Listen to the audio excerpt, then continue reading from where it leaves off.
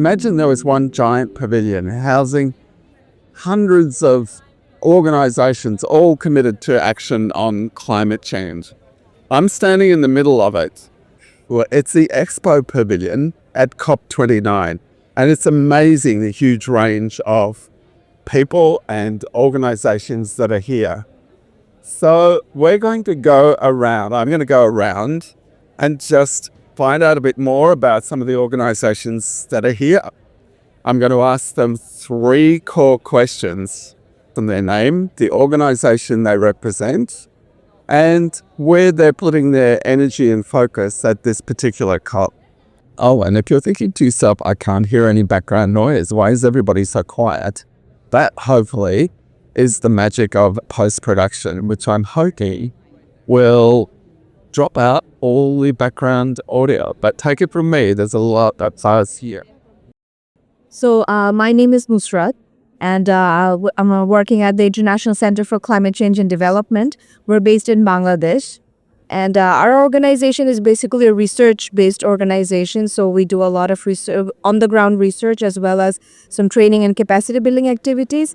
And some of our major thematic areas would be adaptation, particularly locally led adaptation, as well as loss and damage. So the different kind of impacts and how people are responding to it and what should be done at the global level or the national or the local level to address those effectively. And our organization basically does the on-the-ground research, provides the necessary training and capacity building at the local and the national level, and then finally does the advocacy at the global level. So that is why we're here at COP. This has been a wonderful, intervention done by Dr. Salimul Haq, who was our main pioneer and visionary and our leader. So we're trying to take his work forward as we move along here. Yeah. And can I ask you, adaptation, you mentioned adaptation, and Bangladesh has suffered terribly from the impacts of climate change. Is that now a much larger component of your work than it was, say, a few years ago? Well, honestly, adaptation has been a big part of the work that Bangladesh has a particular focus on, more, I guess, more so than mitigation. Adaptation has always been one of the leading work that Bangladesh, as well as the different kind of NGOs in Bangladesh, they put their focus on because, because our people are suffering, so they have to adapt. Even if there are no interventions around, they have to, take their own means to make that. So it has always been a priority for Bangladesh, and even for us. And the different kind of ideas we're trying to float is that there has been community-based adaptation, but now we're trying to focus a little more on locally led adaptation, which basically tries to focus on local leaders who are actually driving the change on the ground, even though there is no help around. So yes, it has been quite, I wouldn't say that there is a bigger change now, because it has always been a priority. David Luganda is my name. I'm a climate communication expert, coordinating the network of climate journalists in the Greater Horn of Africa. Today at this COP, we have come to see how can the Greater Horn of Africa see that we get climate financing, and also want to dwell much on see how can risk communication be everyone can understand what is happening. How can we use this communication, the world, to understand what is happening in the Greater Horn of Africa? Greater Horn of Africa is affected by drought, floods, and also famine. Most vulnerable community in the global south. So at this COP, we want to see that climate financing comes to the Greater Horn of Africa. We want to see the role of development partners, the role of local media, the role of all the sectors within the region, to see that they amplify the voices of the vulnerable communities. That's why we have come here at COP. That's a great response. Thanks very much. I just have one more quick question. Are you hoping for a good result here? Are you getting good signs? No, today at COP, we are seeing a number of pledges for the climate financing, but we remember at COP28, a lot of pledges came in for the loss and damage fund, but up to now, we have not yet operationalized the loss and damage fund. Then we come here at COP29 would want to, a lot of work has been done, but less money goes or less funds goes into risk communication or dissemination of weather and early warning systems. If you talk on risk communication, early warning systems, we have not yet reached there. So we want to see that at this COP29, we get such opportunities, such things that can be talked about, and that funding can help us to see that this is early warning for all. Climate risk financing at least reaches on the grassroots level, because this is where the women, the girls, and also the men suffer a lot with climate change. My name is Banu, and I'm from the World Health Organization's Regional Office for Europe. We're based in Copenhagen. At this COP, we are trying to raise the profile of health in climate negotiations. We have recently released a report which highlights the devastating impacts on our health of climate inaction. And actually, we're trying to shift the narrative to ensure that everyone realizes that actually the climate crisis is in fact a health crisis, and that health is the argument for climate action. Because without it, ultimately, it is our health that's going to suffer, but not just our health. The health of the planet, the health of our natural environment, and the health of other living things. So firstly, my name is Avanti. I'm from Save Soil. And at this COP, we are focusing on soil as a solution for climate change. There have been several studies, as you can even see right here. 27% of the greenhouse gas emissions can be captured through soil. So we're trying to push for agriculture and small farmers and farmers at large to be a larger part of the solution. So our focus as an organization has been on on-ground efforts where we work with 250,000 farmers. And from that experience, we're also working on awareness generation and advocacy. So soil is definitely a solution for climate change from our end. And are you finding, so I'm going to ask one more question because that was a really interesting response. Are you finding you're getting a positive reaction from the people that you work with? Like, can they see the results in terms of the quality of their soils?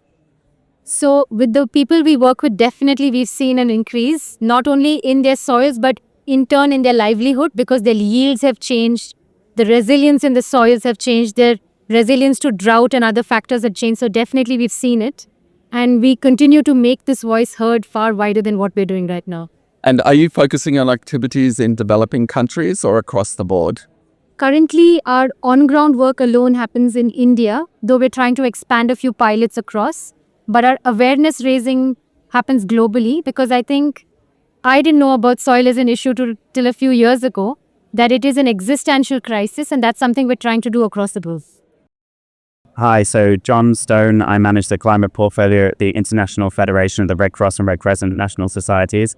For us, the COP is critical. It gives us an amazing opportunity to really make sure that the voices of those who are on the front lines of climate change are properly represented within the negotiations and within the outcomes of what it is that we're going to do on climate.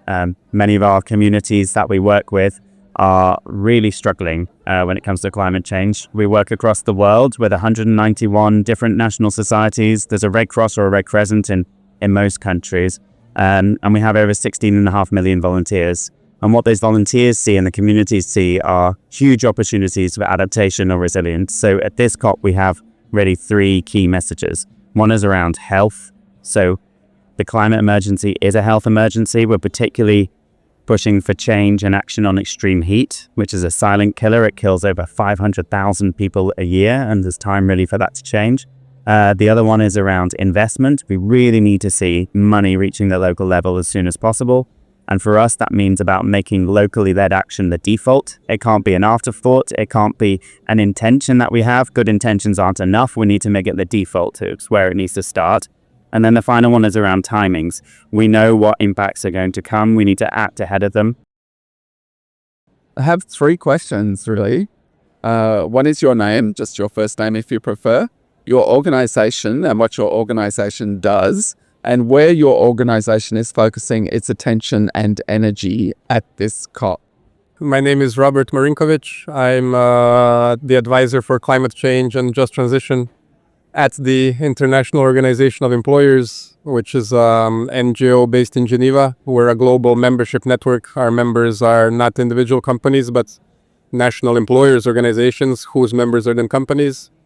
Traditionally, we focus on labor employment issues, but also things like business and human rights, labor migration, a whole set of policy areas. And we work a lot really at the global policy advocacy and engagement level with different UN organizations, G20, OECD, etc.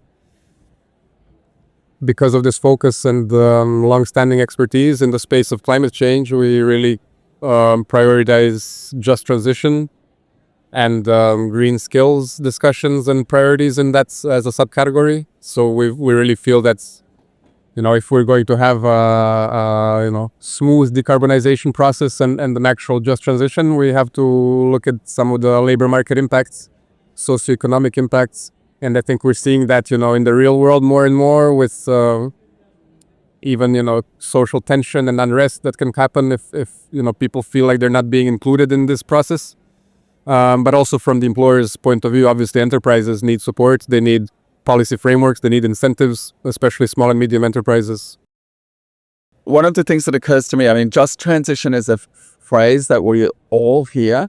So, we know that it's crucial, but when you sort of try to turn it into a reality, when one of your member organizations comes to you and says, okay, what are the 3 steps that are the priority for being fair, for delivering a just transition, what advice do you give them? Yeah, that's a good question. And I totally agree that it can sound a little bit, broad and abstract at times. But what I always think of and what I tell people is that when you start looking at more of the national and local level and also through a sectoral approach, it starts making a little bit more sense.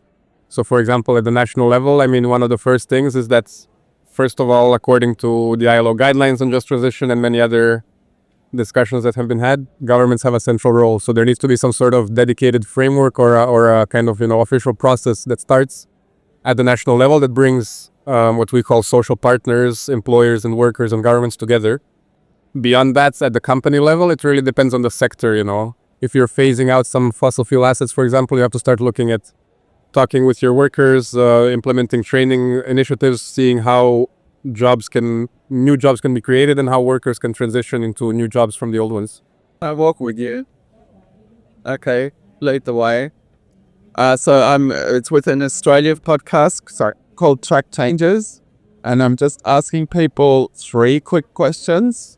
Their name, the country or organization they're from, and what their focus is for their energy and intention of this particular COP. Energy. Yeah, well, as in, where you are. Oh, okay. Yeah. Yeah, so my name is Dr. Antwi-Boasiako Amoah. I am from Ghana. I am the lead negotiator for Ghana. And so I coordinate all the technical negotiations here. And then also a UNFCCC facilitator. I co-facilitate adaptation-related issues on national adaptation plans with the United States of America. So I am deeply in the middle of the negotiations. And so obviously with that very senior role, you would have a lot of things that you're focusing on here. Can I ask you, I think Ghana is very involved in the V20, is that correct? G20? B. G20, yeah, vulnerable 20 countries. Yeah, that seems to be a bit of a powerhouse grouping. Can you tell me a bit about the role of the V20? Okay, so I think the V20 actually came out of the CVF, which is Climate Vulnerable Forum. The V20 is actually coming together to probably put our plans together, assess our vulnerabilities, and then see how we can be able to leverage support, be capacity, finance, and technology to address climate vulnerabilities for the member states of the V20. And currently Ghana is hosting the secretariat of the V20 in Accra. We are not affected equally as parties. Some countries are more vulnerable than the others. And so our understanding is that if you do it individually, your voice might not be heard as it's supposed to be. And if you come together and then play together your vulnerabilities, at least you create a platform where your voices can go further than it's supposed to be. And so one of the key things that the V20 focuses on is to champion the vulnerabilities of its members, and then also see which partners can we talk to be able to help in addressing. In doing so, we have developed, some of the V20 members have developed what we call climate prosperity plans, PPP, which actually situate climate change at the center of national development issues. So you bring energy-related issues, transport-related issues, agriculture-related issues into the center of development, so that climate change becoming an added burden for these sectors. How do you probably develop these plans and then come out with programs and projects that will be able to help to address these issues? Basically, this is what Ghana is doing under the framework of what? The V20. Wonderful. Thanks so much for making time. I really appreciate it. Good luck and congratulations on the great work. Thank you so much. Thanks. Bye. Okay, so hi, my name is Manjot Aluwalia. I'm the regional lead for Asia at the Global Methane Hub. We are a philanthropic fund that does catalytic funding to help countries, subnational governments, think tanks, NGOs, and other actors collectively reduce methane emissions by 35% by 2030. And this is done across all sectors: agriculture, waste, and energy. In terms of a geographic focus, we work on in many of the countries that are important from an emissions reduction point of view. We work in both the global south and the global north, particularly in the global south, in Latin America, Africa, Asia, because there's research that non-OECD countries will be responsible for at least 83% of methane emissions, projected methane emissions by 2050. And we think that climate finance is important to be delivered to those countries and regions that need it the most. And we also know, and we've seen, that where we invest in methane mitigation, the solutions and benefits can be realized on the ground. So be it for farmer livelihoods, productivity, nutrition, public health benefits, we are seeing that these benefits can go to the local communities. So that's where we are targeting our efforts. And at this COP, what is important for us is to elevate the role of methane mitigation and larger basket of super pollutants, short-lived climate pollutants, because these are basically stay in the atmosphere for a less period of time, but they are more potent than CO2. So methane is 86 times more potent than CO2 in a 20-year time frame. So it's the fastest lever we can pull before 2030 to help meet the 1.5 Paris requirements. Those are such good answers that I'm going to ask you an extra question, which is this, that you're working on diverse fronts in methane. Methane in energy is very different from methane in agriculture or methane in waste. And you're working in economies that are incredibly different as well. That must be enormously challenging. How do you make that all work? Yeah, so we have a team that supports us. So we are basically working across sectors. So we have sector teams looking at, we have experts in the agriculture sector, waste sector, and energy sector. They have various backgrounds. They've also worked in the government and at the policy level, but also at the technical level. They also have regional teams. So like how I represent Asia, we have representatives from Africa, from Latin America.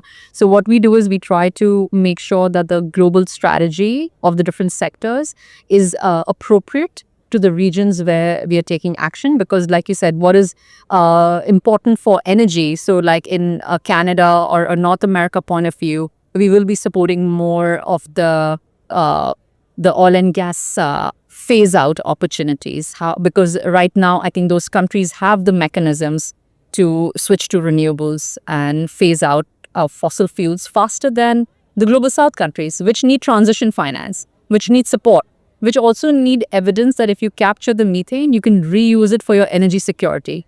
So I think that those strategies have to be different for different regions, and that's where the combination of our sector teams, our experts, and regional experts really come in at play. My name's Murray Griffin. The podcast is called Track Changes. I'm doing some box pops. I'm working the corridors, asking people 3 quick questions. Name, organization, or grouping that you're with, and where you're focusing your attention and energy at this particular COP. So not necessarily the big picture of the negotiations, but where your focus lies here. My name is Knowledge Daly. I'm with the Commonwealth Secretariat. We have a flagship program known as the Commonwealth Climate Finance Access Hub, where we help small island developing states, small states, and other vulnerable states to access climate finance. So that is the main focus of our participation in COP, although we are involved in other issues as well, NDCs and all that. But we are following discussions around the loss and damage fund, for example, GCF adaptation, to know what are the new developments and how to better position ourselves to support our member states. The small island, I'm going to ask you one more, sorry. The small island developing states have actually been a very strong voice in the negotiations over the years, and outside the COP process as well. So, yeah, I mean, it's a really good track record that they have, but and of course their sort of existence is at risk. Yeah, so that I'm not sure where I'm going with my question, but I imagine that there would be a lot of engagement with the Commonwealth amongst those respective governments. Close engagement, is that correct? Yes, actually, we had a small states leaders forum earlier on in COP that our Secretary General chaired, and we are constantly engaging with them, trying to identify their priorities, where the capacity gaps are, and our model is most important to know that our model is demand driven. So based on where the demand is, we're coming to support. So my name is Michael Mathras, and I'm representing the Coalition for Rainforest Nations, and we are a big coalition of 55 countries that represent all the rainforest across all the continents in the world. And we provide capacity building for all these countries, and we help them to basically issue carbon credits from their rainforests. And so sourcing them and going through all the processes at national level and international level with the UNFCCC to make sure that those carbon credits are real, verified by the UNFCCC, and then we basically issue them to the capital markets. We've been working with about 10 to 12 countries for the last 3 years, and it was Suriname that came out on top, for lack of a better word. And they were the first ones to issue Article 6.2 credits, ITMOs, they're called ITMOs, 2 months ago. Okay, that's wonderful. And so is the mood more positive here at this COP for you? There has been a sense of, I guess, frustration with the slowness with which carbon markets generally have been picking up pace. Is the mood different here? Absolutely. No, the mood is completely different, simply because since Article 6 was signed 3 years ago at COP29 in Glasgow, that has enabled the first countries to basically work on issuing those Article 6 credits for the last 3 years. And as I said, Article 6.2 was signed last year, and this allowed us to issue the world's first Article 6.2 credits. The point is that the Article 6 carbon market, the Paris Agreement carbon market, is definitely open for business. No. That's a wonderful note to end on. And even though you told me I was wrong twice about my understanding of carbon credits, you look, we have gone through this process for the last 3 years, so we know what we're talking about. I always think it's great that the Article 6.4 is now called the Paris Crediting Mechanism. It sounds so much nicer, you know. Yeah. Well, you might also interview this guy. He's good. Yeah, the sustainability head from the largest fast food chain in Scandinavia. Oh, really? Yeah. So you've been dubbed in by your friend here. So I'm just doing some box pops, wandering the corridor. So I just have 3 quick questions, which I'm hoping you'll answer. So your name, the organization, company, or economy that you're with, and where you're putting your attention and energy, where you're directing your attention and energy at this particular COP. Yeah, so I'm Kai Turk. I'm Chief Sustainability Officer at Max Burgers. It's a Swedish burger chain. And I'm actually at this COP here to learn what's the next step. So I'm looking for the inspiring examples. We've been working with climate change since 2008, but we have to upgrade our strategy. So that's what I'm looking at now. What are the new themes? What is the development? And I'm happy to see that results are becoming more important, not just ambitions. That's good. And so you said you're happy to see the results are becoming more important. What's the sort of evidence for that? Like, what are the things that have inspired you that you've observed over the last few days? Well, one part is the quality of the dialogues I see, the panels, how they're talking. So just more people are getting more knowledgeable. So the competence is increasing, and that's really a worry. But then also we have these clear results, and for example, China, how much batteries they're putting out with lower costs. For example, those kind of real changes. But also a third one I would say is the cooperation between companies, how they are talking to develop new business models. So I think what people said already a couple of years ago, that partnership is the new leadership, it really seems like people are putting money into that now. Not everywhere, but some companies are really advanced. That's wonderful. That's very upbeat. Thanks so much for that. And since your friend dobbed you in, he should pay for dinner. See you. Thanks. So my name is Amit Frothi. I'm the Director General of the Coalition for Disaster Resilient Infrastructure.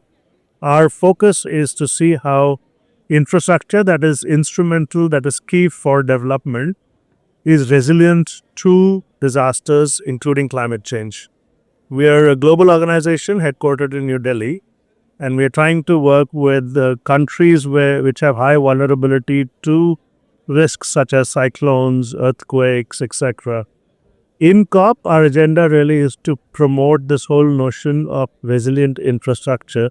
Given that a lot of investments are going towards infrastructure, we need to make sure that we don't lose them because of changing risks. We are working with island nations. We are working with developing nations. We are coming up with knowledge products, etc., etc. Can you give me some examples of, specific examples of how the organization does its work? Sure. So we have a three-part agenda. One, we are advocating for the importance of this in various high-level, such as COP, such as G20, etc.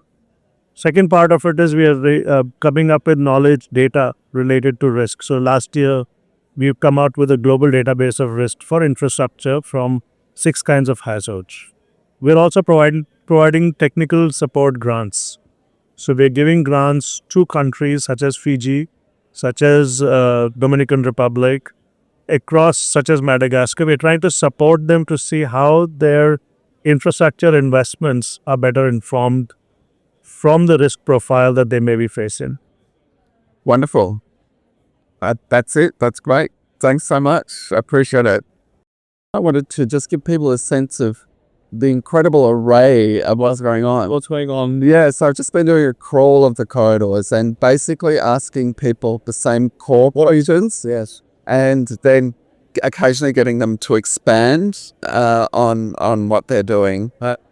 So my name is Aditya Tiwari. I work at Governance and Partnerships at the International Solar Alliance. The International Solar Alliance, ISA, we are a treaty-based intergovernmental agency. This initiative was co-founded by India and France on the sidelines of the Paris COP.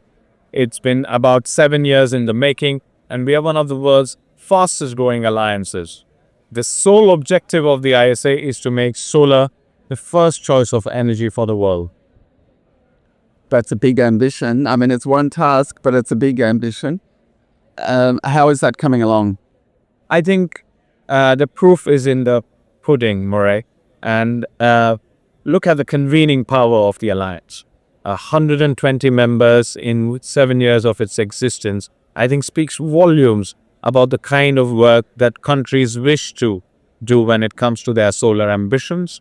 A particular focus has been least developed countries and small island developing states. And I think this growing interest is very much reflected in the kind of growing membership that we've had in the alliance. So when a country joins the ISA, they submit an expression of interest from the national government on areas of work that they would like to pursue with us, rather than us telling that this is what is needed for them. So I think in that way we are very unique. It's a bottom-up approach that we have. Would you give me some examples, some recent examples of where the Alliance has been a catalyst for something that's actually made a substantial difference? I mean, I'm sure there's plenty to choose from, but if you could just give me one or two. So a lot of work has been around building of demonstration projects. 27 of them have seen completion.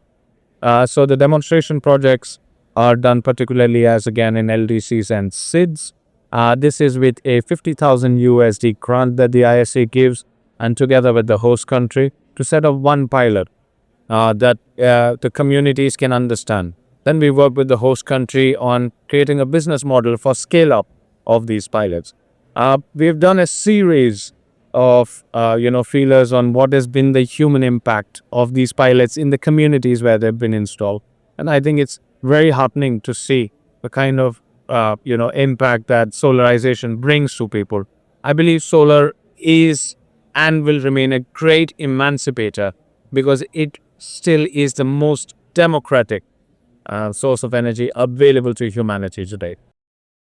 I'm going to close. That was a very good answer, but I'm going to close with a tech question because I notice on the screen behind you a reference to floating solar.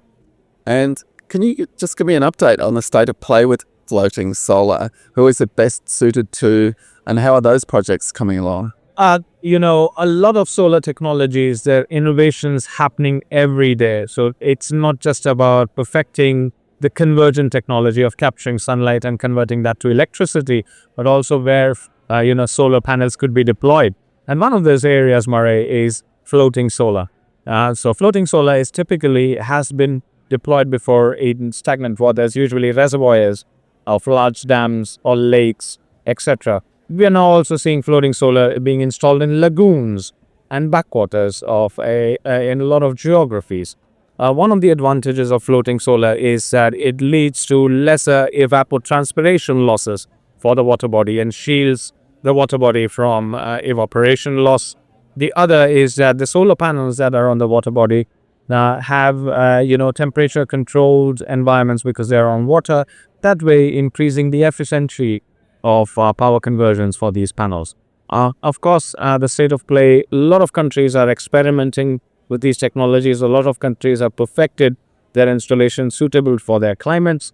Countries like Brazil, Indonesia, India, China, these are the places where you'll find some of the largest installations for floating solar. I think as technology matures and you find more innovative ways to doing things, you would definitively see floating solars in atolls and islands and also in the open seas. Thank you. That's a great note to end on. Thanks very much. Yeah, let's go. Okay, so I'll just repeat the questions.